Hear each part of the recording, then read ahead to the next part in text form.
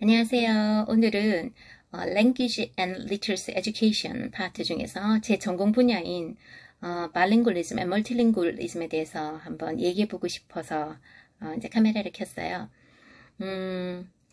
Bilingualism, 그러니까 이중언어라는 게 뭐라고 생각하세요?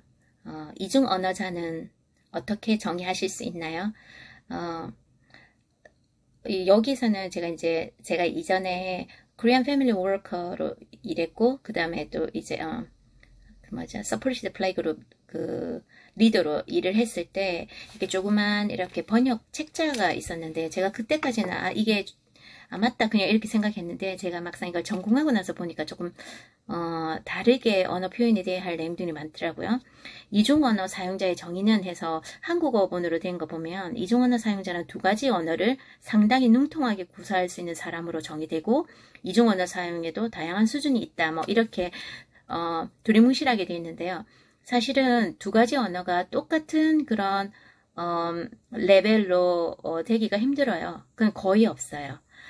모든 언어를 A에서 B, B에서 C, C에서 다시 A 이렇게 막 건너가는 걸 코드 스위칭이라고 하기도 하고, 요 최근에는 다른 언어로 트랜스랭귀징이라는 언어를 상황에 맞게 이렇게 막 자유자재로 바꿔 쓰는 것을 그렇게 얘기하거든. 코드 스위칭이요, 트랜스랭귀징이라고 하는데요.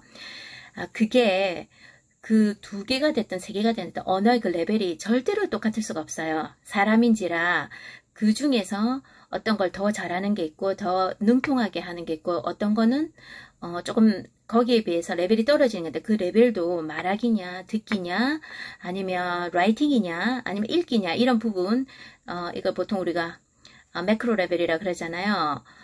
이런 것들이 다 달라요. 이런 파트들이 다 다르기 때문에 우리가 이 두 개가 완전히 똑같은 레벨로 공존한다, 두 언어가, 그렇게 볼 수 없어요. 자, 거의 완전히 반대입니다. 그리고, 저희가 이제 이중 언어에 대해서 얘기하면서 이제 두 가지, 제가 이렇게 정의하고, 그 다음에 이제 두 번째, 어린 애들은 어떤 식으로 언어를 이중 언어, 익힘으로 인해서 이중 언어가 되나 했을 때, 여기 한국말은 동시 이중 언어 구사, 이렇게 돼 있는데, 이게 simultaneous bilinguals.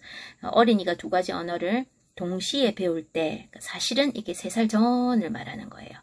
그리고 순차 이중 언어 구사인데, 이거는 sequential bilinguals 해가지고 이미 한 언어를 좀 배우고 나서 그 다음에 거기다가 다른 새로 배우는 언어가 더해지면서 이중 언어자가 될 때 sequential bilingual이라고 얘기를 하는데요. 제가 여기까지 얘기하고 드릴 얘기가 있어요. 3살 정도면 3살 정도 전에 두 언어를 이렇게 자연스럽게 왔다 갔다 하면서 배우면 이걸 simultaneous bilingual이라 하고요. 진짜 동시 이중 언어자. 3살 이후로 이게 더해지거나 막 이렇게 할 때, 저는 이걸 sequential bilingual이라고 정의합니다. 그 이중 언어자에 대한 정의가 굉장히 다양하고 다르고, 언제 언어를 소개했느냐, 배웠느냐, 그 다음에 누구를 통해서 어떻게 배웠느냐, 이런 거에 대해서, 그리고 이 두 가지 이 언어가 하나는 소멸되느냐, 이거 하나를 더함으로써 소멸되느냐, 아니면 하나를 잘하고 있는데 거기서 더해진 거냐, 아니면 이 둘 중에 하나는 공식적으로 쓰여지고, 하나는 이제 뒤로 백그라운드로 몰려나느냐, 하여튼 그런 거에 따라서, 그리고 또 언제 언어를, 배우게 됐고, 그 다음에 얼마나 어디에서 머무르고 있는 동안에 배우게 됐고, 이런 거 있잖아요. 인지적으로 어떤 영향을 주고, 이런 거에 대한 굉장히 논란들이 많습니다. 근데 요 최근에 들어서 한 방향으로 가고 있는 거죠. 이중 언어는 나쁜 게 아니라, 디트로멘탈한 게 아니라, 파괴적이고 뭔가를 못하게끔 힌더링 하는 게 아니라 좋은 거다. 그래서 언어를 하나 하는 것보다 2개 하면 인지적으로, 사회적으로, 심리적으로, 그리고 또 우리 몸 이런 여러 가지 입의 구강 구조나 이렇게 어떤 신체적으로 발달하는 거나 이런 거 있잖아요. 그리고 또 경제적으로도 이런 플러스 요인이 있다. 그래서 지금은 상당히 이게 어디셔널리 하고 이게 베너핏이 있다. 유익하다. 이렇게 보고 있거든요. 근데 한 2, 30년? 3, 40년 전까지만 해도 이중 언어를 한다는 것은 아이의 지능을 더 떨어뜨리고 아이의 사회성을 떨어뜨리고 그래서 인지적으로도 상당한 안 좋은 영향, 악영향을 가져오고 그래서 따라서 이중 언어라는 것은 좋은 것이 아니다. 상당히 조심해야 된다. 그런 이론들이 판을 쳤었어요. 그러다가 이제 지금은 좀 많이 베너핏 쪽으로 많이 돌아섰죠. 그래서 제가 그 베너핏을 가지고 제가 전공한 게 이중 언어입니다. 제가 여기서 스톱하고 말씀드리고 싶은 부분이 있는데요. 저도 똑같이 느끼고 있는 부분이고 저도 challenged, 도전받고 있는 부분인데요. 우리 한국 분들이 다 영어에 목숨 걸잖아요, 사실은. 옛날에 저희 세대는 이런 말도 있어요. 라떼 저희 세대는 야, 영국에서는 강아지는 좋겠다. 뭐 짖는 것도 바와 이렇게 하나요? 바킹하는 게. 하여튼 걔들은 영어로 짖으니까 우리는 세상에 어떻게 하면 이렇게 말을 못할 수가 있을까? 왜 내 생각과 내 감정을 표현을 못할까? 답답해 죽겠네. 뭐 이런 식으로 많이 하고, 그리고 영어를 잘하는 사람 옆에 가면 괜히 우리가 쪼리기도 하고 막 그러잖아요. 저도 영어를 잘 못하는 편인데요. 그리고 저는 이제 호주인들과 같이 나중에 일을 하게 되면서 이제 영어를 쓰게 됐지만 사실은 다국적인 사람들하고 멀티컬처럴 사람들하고 많이 일을 했어요. 근데 사실 그거 빼고는 일하는 거 빼고는 다 한국 가정에, 한국 남편에, 한국 애들에, 한국 교회에 이렇게 하면 여기가 뭐 시드니도 LA나 다를 바가 없는 거예요. 그냥 그 안에서 시장도 보고 하려면 얼마든지 할 수 있고 살 수 있는 거죠. 그렇게 하면서 메인스트림에서 완전히 이제 소외당하고 marginalized 되는 거죠. 언어도 마찬가지고요. 그래서 그런데 이제 영어를 잘한다 우리가 생각할 때 영어 좀 잘했으면 좋겠다 할 때 두 가지 기준으로 볼 수 있는 것 같아요. 퇴소를 하면서 제가 배웠던 부분인데 우리는 보통 영어를 잘한다면 fluently speaking 한다 이거잖아요. 막 쉬지 않고 내 생각을 you know what 막 이렇게 하면서 oh my goodness this is 블라블라 이렇게 하면서 막 하나도 쉬지 않고 생각나는 대로 막 얘기하고 그리고 틈과 틈을 두지 않게 하는 게 그게 플루언트하다고 제가 잘못 생각하고 있었거든요. 제 주위에도 그런 사람들이 많더라고요. 그렇게 하지 않으면 마치 영어를 못하는 것처럼. 근데 영어가요. 지금 전 세계에 가장 많이 쓰여지는 언어는 아니잖아요. 중국어, 그 다음에 인도어, 뭐 이런 인도도 공용어가 영어죠 참.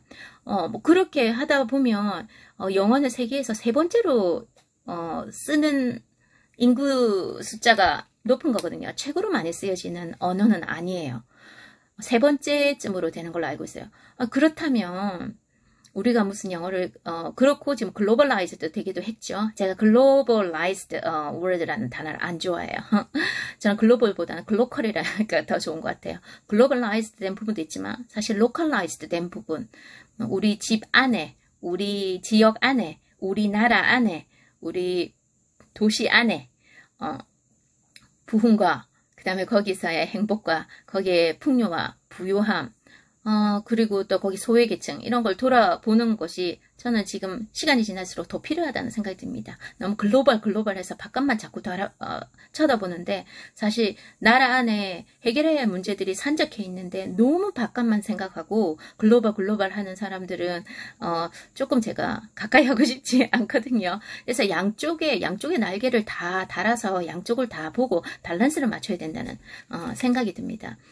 제가 너무 많이 옆으로 세긴 해서 사이드 트랙티드 하긴 했는데 그런 쪽으로 본다면요. 사실 화이트, 뭐 트루 블루 이런 사람이 쓰는 영어가 아니라 전 세계에 이게 공용어가 오피셜 랭귀지가 되다 보니까 커뮤니케이티브 메서드잖아요. 툴이잖아요. 그러다 보니까 사실 영어권에서 자라지 않고 영어권에서 태어나지 않은 사람들이 더 많이 쓰잖아요. 영어를.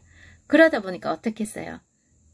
발음이 우리가 생각하는 만큼 막 그렇게 아주 막 굴르지도 않고 아니면 이렇게 굉장히 prestigious-한 그 발음도 아니고 그냥 Asian English도 있고 그다음에 또 아랍권에서 온 또 English도 있고 인도 English도 있고 이렇게 호주 오지 English도 있고 뭐 뉴질랜드 English도 있고 그렇겠죠. 그 다음에 영국 잉글리시도 있고 스코티시 잉글리시도 있고 그렇잖아요. 아메리칸 잉글리시도 있고 그러다 보니까 제가 이제 조금 영어에 대해서 갖고 있었던 편견들을 내려놓게 됐습니다. 영어를 잘한다. 이게는요, 플루언트하게 말을 스피킹한다. 그런 것도 있지만 두 번째는 어떤 거냐면요.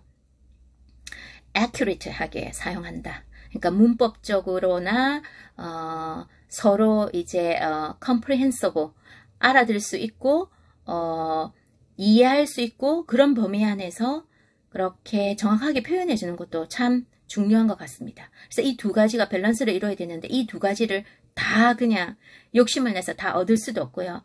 그래서 언어의 어떤 플루언트 하지 않더라도 내가 전달하고 싶은 의미를 정확하게 표현할 수 있는 그런 컨텐츠가 올바르고 컨텐츠가 또 clearly delivering 될 수 있는 그런 accurate한 English도 사실 그걸 구사한다면 그것도 영어를 잘한다고 볼 수 있겠죠.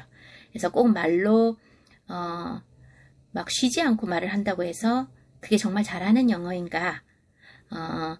저같이 아카데믹하게 공부하는 사람은 그렇지 않거든요. 그 안에 어떤 철학과 어떤 의도와 어떤 뉴트럴 랭귀지를 사용하는가, 거기에 어떤 히든 미닝이 있는가, 컨텍스추얼 미닝은 뭔가 이런 것들을 잘 딜리버링하는 그런 언어 구사자?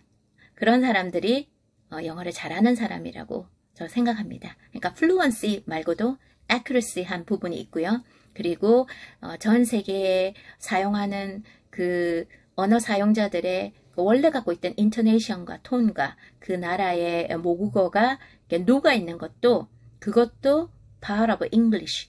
그리고 그것도 알아들을 수 있는 것이 어떻게 보면 globalized 한 세상에서 커뮤니케이션을 영어로 잘하는 방법입니다.